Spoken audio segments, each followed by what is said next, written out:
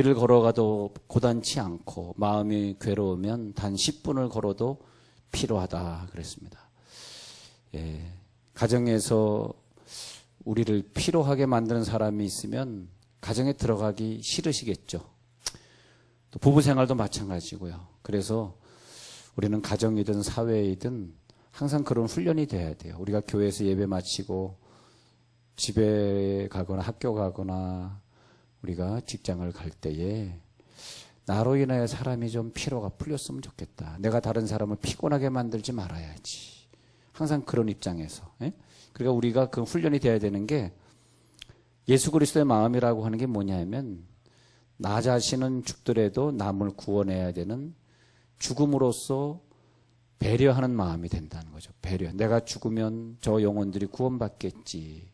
배려하는 마음. 그러니까 항상 우리는 내 입장보다 남의 입장을 생각하는 그 훈련.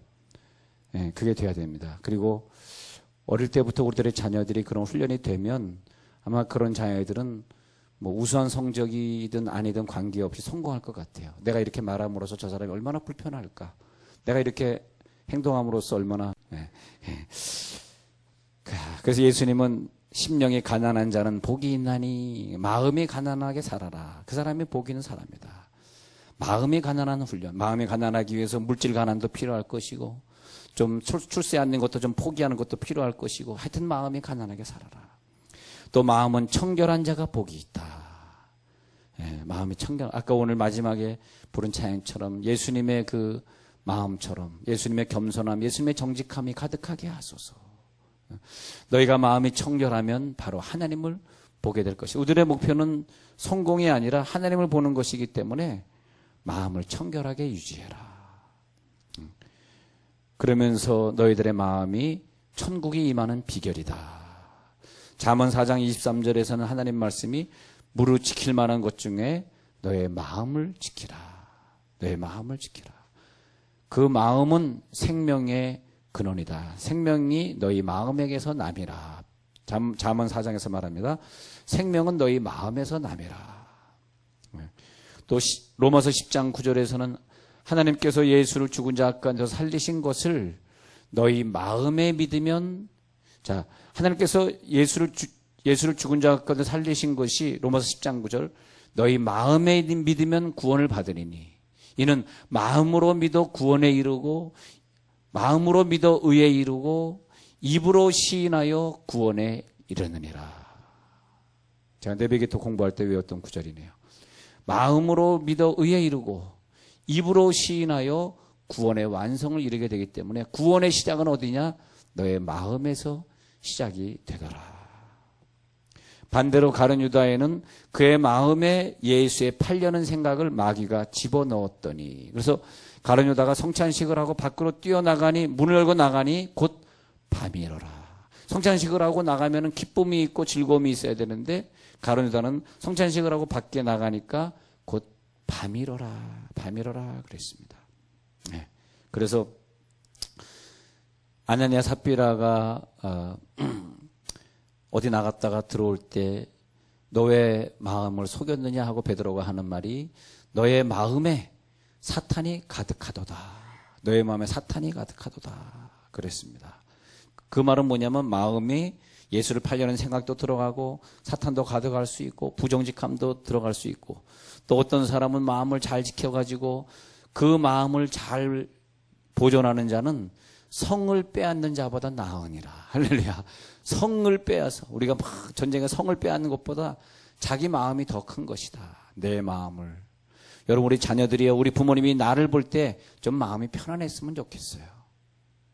근데 우리 성인 아이는 뭐예요? 성인 아이는 자녀를 보면 얘가 어떤 말을 할지 어떻게 또 럭비공처럼 튈지 왜 얘가 말을 안 듣는지 늘 불편한 부모가 있어요. 그건 부모의 병이 된다고요. 병이 돼요. 우리 자녀들은 자랄 때 늘 부모에게 기쁨이 됐으면 좋겠어요. 근데 나이가 25, 30살 돼도 부모의 마음을 불편하게 하는 아이들을 가르쳐서 상담하기 위해서는 성인 아이다. 성인 아이. 근데 어떤 애들은 중고등학교만 되더라도 엄마 아빠의 마음을 좀 편하게 해줄 수 있는 아이가 있겠죠. 그래서 여러분들이 마음을 잘 다스리면 우리가 성을 전쟁에서 빼앗는 것보다 낫다. 근데 우리가 그 마음, 우리가 자녀가 돼가지고 내가 이렇게 행동하면 엄마의 마음이 얼마나 아플까? 한번 생각 한번 해보세요. 그 마음을 한번 품어보세요. 엄마의 마음을 자기가 한번 가져봐. 오늘 목사가 그 엄마의 마음을 내가 가져보면서 울었던 것처럼 우리가 한번 그 아이의 마음을 한번 가져봐. 그러면 우리가 좀 더 열심히 공부하고 게임을 끊고 그럴 텐데, 게임을 하면서 공부하는 아이들은 그 엄마가 괴로워하는 그 마음을 가져보질 못한 것이, 그 마음을 품어보지 못한 것이, 그 마음을 한번 가져봐. 또 부모님도 우리 아이들이 얼마나 힘들까, 그 마음을 한번 가져봐야 돼. 우리 아이들이 이 세상을 살기가 얼마나 스트레스 받고 힘들까. 그래서 항상 어떤 일이 벌어지면 우리 아들이 얼마나 힘들었으면 이렇게 했을까. 저는 그렇게 봐요. 그래서 저는 누구를 야단치지 못합니다. 왜냐하면 오죽했으면 그렇게 행동을 했을까. 그리고 이해가 안 되면 물어보려니까 왜 그렇게 행동했어? 물어보면 분명히 얘기를 해줍니다. 제가 사실은 그때 갑자기 몸이 아파서요. 제가 어저께 밤에 잠을 못 자가지고요. 정신이 없어가지고 꼭 그렇게 얘기한다니까. 아, 그러시군요. 그러면 그렇지. 당신이 그럴 사람이 아닌데. 화를 자꾸 내는 사람은 왜 화를 냅니까? 아유, 당신 화낼 사람이 아닌데 왜 그랬어요? 아, 제가 사실은 그때 그러는 상황이 있었습니다. 아, 내가 이제 당신을 이해할 것 같습니다. 근데 화를 냈는데 저 사람이 내 마음을 갖지 못했기 때문에 시험 받은 거예요. 내가 화를 냈을 때 그 사람이 내 마음을 가졌으면 되는데. 근데 내가 저 사람의 마음을 이미 갖고 있는 사람은 화부터 내지 않겠지. 내가 그 사람의 마음을 안 가졌으니까 화낸 것이고, 또 이 사람도 내 마음을 모르니까 제가 왜 나를 화내? 하고 시험 받은 거겠죠. 그렇죠? 예.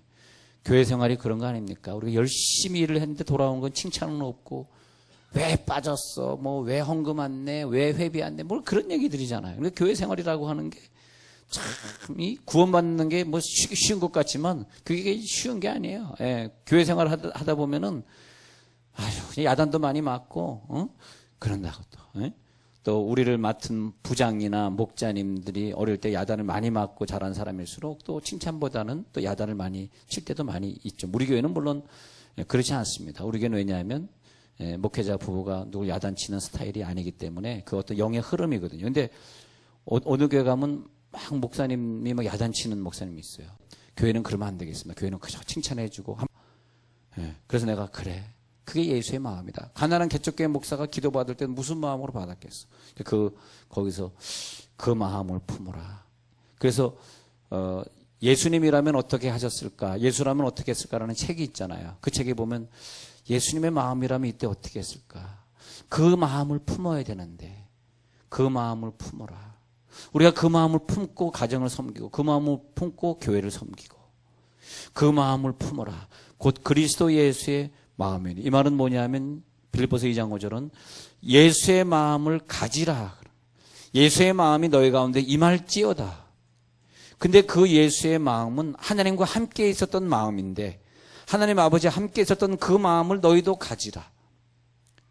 근데 그것은 예수의 마음인데 6절에서 하나님의 본체시나 하나님의 메타노이아, 하나님의 본질이지만 하나님과 같지만 하나님과 동등됨을 취할 것으로 여기지 아니하시고 하나님과 같은 거지만 그러나 하나님과 같다고 주장하지 아니하시고 내가 주장할 수 있지만 자기의 권리를 포기하시고 본질적으로 나는 그런 위치에 있는 사람이지만 그런 위치를 버릴 때 할렐루야 그 위치에 있지만 내가 그 위치를 버릴 때 버린 만큼만 하나님의 능력으로 역사하더라. 그런 거죠.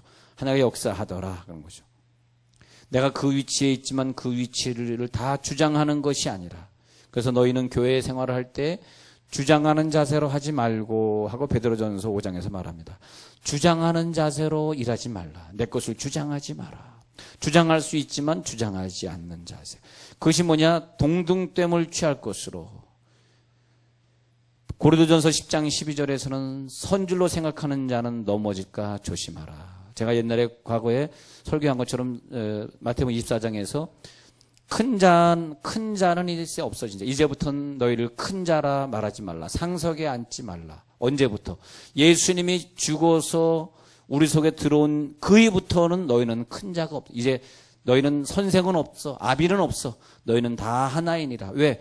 그렇게 크신 자가 내려와 버린 그 순간부터 우리는 큰 자가 없어져요. 이해가 되시겠어요? 예수님이 우리를 죽으신 그분이 내 속에 들어온 이후로부터 내가 상석에 앉을 수 있어. 내가 큰 자야. 내가 대접받아야 돼. 나는 큰 교회 목사야. 나는 큰 회사 사장이야. 그런 거 하면 안 된다는 거예요. 이제는 큰 자가 없어진 거예요. 예수님이 나보다 더 낮은 모습으로 죽었기 때문에 내가 예수님 위에 설 수 없다는 거예요. 그리고 그 예수님이 내 속에 들어오면 다 우리는 이제는 평준화 됐다는, 평준화. 할렐루야. 다 똑같아졌어. 목사도 높지 않고 직분자도 높지 않고 다 똑같아. 우리는 다 더 윗자리에 있는 사람이 더 섬길 수밖에 없는, 왜? 예수님의 모습처럼. 그래서 예수님이 저희들의 발을 씻겨주면서 이 마음을 품으라. 하나님과 동등됨을 취할 것을 여기지 아니하시고, 그 다음에 무슨 형체로 갔습니까? 그 다음 구절을 보니까 종의 형체를 가졌다. 종의 형체. 종이라고 하는, 둘로스라고 하는 말은 자기 자유를 완전히 박탈당하고 주인에게 철저히 예속되었습니다. 종이 아프면은 고치지 않습니다. 그건 이제 망가졌다고 생각하고 길거리에 저 산에다 갖다 버립니다. 그러면 종은 아프다가 앓다가 죽어가야 되는 거죠.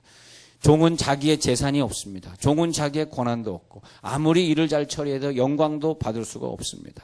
자기의 목숨은 자기 것이 아니라 주인 것입니다. 오직 종의 세계는 복종만이 있는 가구일 뿐입니다. 개, 돼지처럼 살아야 될 것입니다. 그런데 그 종의 형체를 갖다가 가졌다. 할렐루야. 오늘 이 은혜가 임할지어다. 종의 형체가 그 사람의 형체가 되었더라. 그 사람의 형체가. 그래서 하나님, 우리들이 예수님이 종의 형체로 오셨기에 나를 구원하는 것처럼 우리가 이런 것 같아요. 우리의 위치가 어디 위치에 있잖아요. 자, 내가 지금 회사에 가면, 내가 가정에 가면 어느 위치에 있다 그러잖아. 어느 위치에 있어서 있는데 내가 요만큼 낮아졌어. 그 요만큼 존경받는 공간이겠죠. 내가 이 위치, 어떤 사람은 요 위치 가지고 이만한 권세를 누리는 사람도 있지만 어떤 사람은 요만큼 낮아지면 요만큼 사람들에게 존경도 받고 그렇게 낮아진 것만큼 그 사람이 소문도 좋아지고 막 그래. 근데 완전히 종의 형체는 이 바닥 아닙니까? 이 바닥까지 낮아지면 이렇게 되겠어요. 넘어지고 마는 거지. 완전히 넘어지고 마는 거지. 얘가 왜 넘어지고 나느냐. 자, 근데 그래서 이 종의 형체를 가면은 어떻게 되냐면 이 종의 형체가 요 부분은 뭐냐 하니까 요 부분은 구원이다. 이거 구원.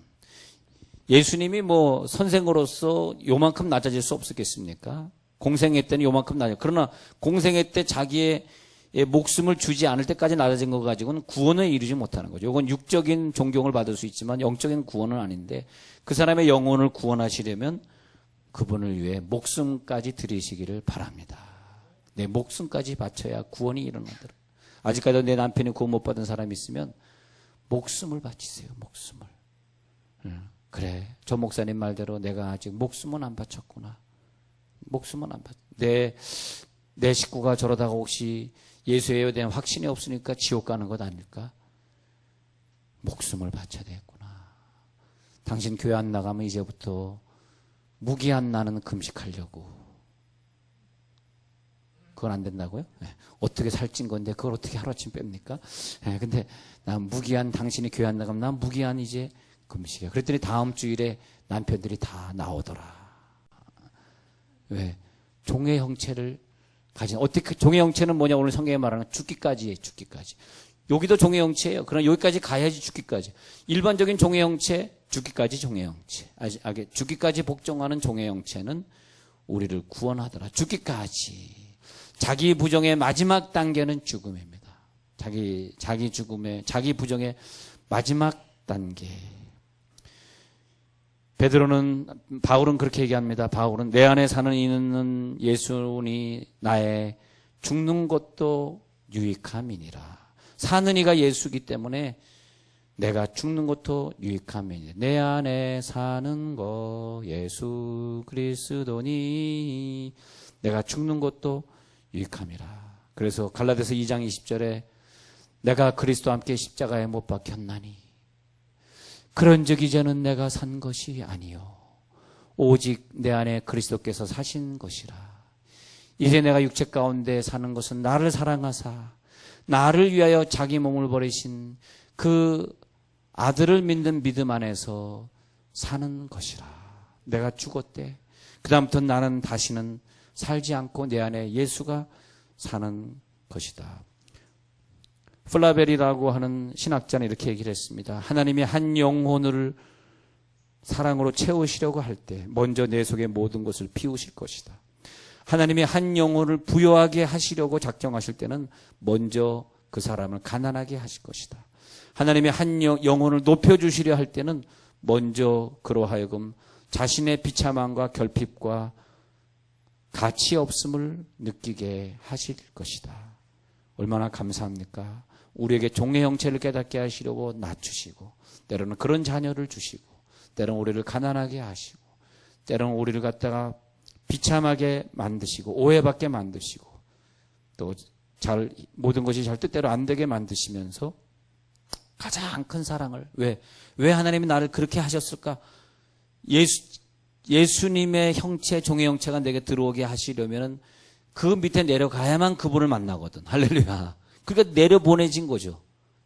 내가 만약에 계속 잘 나가고 계속 돈이 많고 계속 우리 아이들이 전부 다 잘 되면 우리가 어떻게 종의 형체를 모시겠어요? 오늘 그런 기도가 있어야 될 것입니다. 하나님, 나를 그렇게 낮추셔가지고 이제는 종의 형체를 깨닫게 하시는군요. 이제는 내가 그의 마음을 품을 때가 되었습니다. 그의 마음을 품고 가겠습니다.